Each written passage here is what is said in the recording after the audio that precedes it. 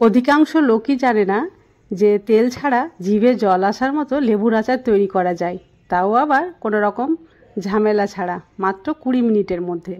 আর এই আচার বছর জুড়ে সংরক্ষণও করা যাবে, কোনো রকমভাবে খারাপ হবে না।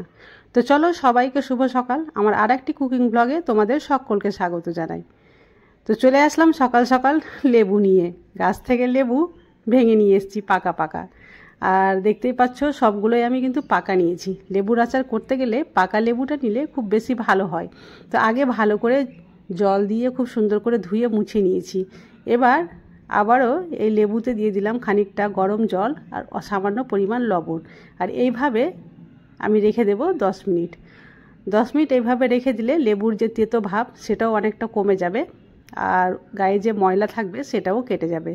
তো দেখো 10 মিনিট হয়ে গেছে, জল ঠান্ডা হয়ে গেছে। এবার আমি খুব ভালোভাবে আরও একবার ধুয়ে নিচ্ছি। ধোয়ার পরে এইভাবে ছেঁকে নিচ্ছি, একটা ছাঁকনিতে রেখে দিচ্ছি, জল যাতে সম্পূর্ণভাবে ঝরে যায়। এরপরে এই লেবুগুলোকে একটু ভালো করে ছোট ছোট টুকরো করে কেটে নিতে হবে। তো চলো এগুলো আমি কেটে নিয়ে দেখাচ্ছি। কাটা হয়ে গেছে, আর এর মধ্যে যে বীজগুলো রয়েছে সেগুলো একটা একটা করে বেছে বাইরে ফেলে দিতে হবে। কাটার সময় কিছু কিছু বীজ তো বেরিয়ে যাবে, আর কিছু কিছু যদি থেকেও যায় তো সেগুলো এভাবে হাত দিয়ে বাইরে ফেলে দিতে হবে। এবার এই লেবু খুব ভালোভাবে মিক্সিতে গ্রাইন্ড করে নেব। এখন তোমরা অনেকেই বলতে পারো যে লেবুর যে খোসা আচারে আমি দিচ্ছি বা খোসা সমেত আচার করছি, তো আচার তেতো লাগবে। তো আমি তোমাদের 100% গ্যারান্টি দিয়ে বলছি, প্রথম কিছুদিন তেতো লাগবে হালকা, কিন্তু পরে যখন একটু পুরনো হবে আচার, মোটামুটি 1 মাস, তখন কিন্তু আর কোনো রকম তেতো লাগবে না। আর এই যে দেখো খুব ভালোভাবে গ্রাইন্ড করা হয়ে গেছে। এবার আমি এটা একটা বোলে ঢেলে নিচ্ছি। এতে কিছু গুঁড়ো মশলা অ্যাড করব। তার আগে কিছু মশলা আমাকে তৈরি করতে হবে। তো এটা আমি সাইডে সরিয়ে রেখে দিচ্ছি, আর কিছু মশলা আমি তৈরি করার জন্য প্রস্তুতি নিচ্ছি।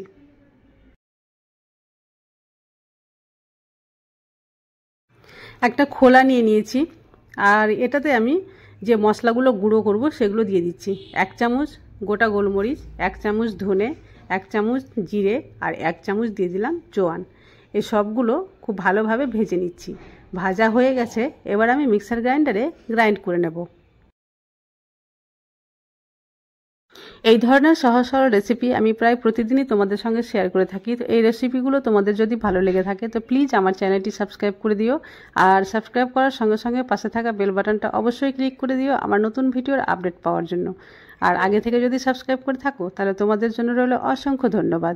তো চলো, গ্রাইন্ড করা হয়ে গেছে, আর দেখতেই পাচ্ছ কতটা মসৃণ হয়েছে। এবার আমি এটাকে সাইডে সরিয়ে রেখে দিচ্ছি। এবার চলো লেবুর যে পেস্ট করে রেখেছিলাম সেটাতে মশলা অ্যাড করি। তো প্রথমে দিয়ে দিচ্ছি 2 টেবিল চামচ লবণ, তারপরে অ্যাড করছি 1/2 চামচ শুকনো গুঁড়ো লঙ্কা। এই লঙ্কাটা আমি ভেবেছিলাম 1 চামচ দেব, কিন্তু যেহেতু ঝাল তাই 1/2 চামচ দিয়ে 1/2 চামচ ফিরিয়ে নিলাম। তারপরে দিলাম 1 চামচ হলুদ গুঁড়ো, আর খুব ভালোভাবে মিক্স করে নিচ্ছি। আসল কথা বলো তো, মানে ঝাল, লবণ, তারপরে চিনি, এটা তোমরা নিজেদের টেস্ট অনুযায়ী কম বেশি করে নিও, কারণ সবাই তো আর সমান খায় না, আর সবার জিভের স্বাদ কিন্তু সমান নয়। এবার গ্যাসের ফ্লেম অন করে আমি একটা কড়াই বসিয়ে দিয়েছি, আর সেই কড়াইয়ে আমি সেই মিক্স করে রাখা লেবুর পেস্ট এখানে দিয়ে দিলাম। আমি কিন্তু কোনো রকম তেল ব্যবহার করছি না।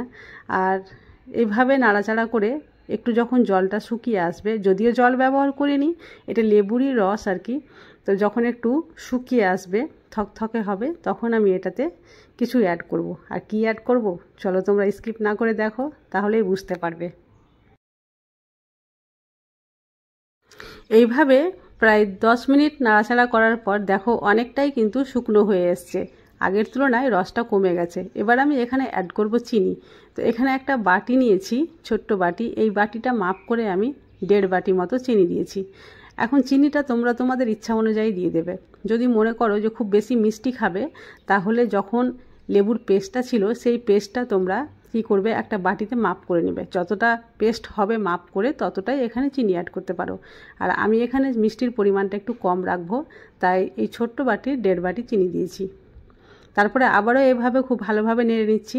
প্রথমে চিনি দেওয়ার সঙ্গে সঙ্গে একটু জল জল হয়ে যাবে চিনিটা গলে গিয়ে, তো সেখানে ভয়ের কোনো কারণ নেই। তারপরে যে গুঁড়ো মশলাটা আমি গ্রাইন্ড করে রেখেছিলাম সেটা এবার দিয়ে দিলাম। এবার খুব ভালো করে নাড়াচাড়া করে দেখো সম্পূর্ণভাবে শুকিয়ে গেছে, অনেকটাই ঘন হয়ে গেছে। এবার আমি গ্যাসের ফ্লেম বন্ধ করে একটু ঠান্ডা হওয়ার অপেক্ষা করব। আচার ঠান্ডা হয়ে গেছে, তাই একটা সার্ভিং বলে আমি সার্ভ করে নিয়েছি।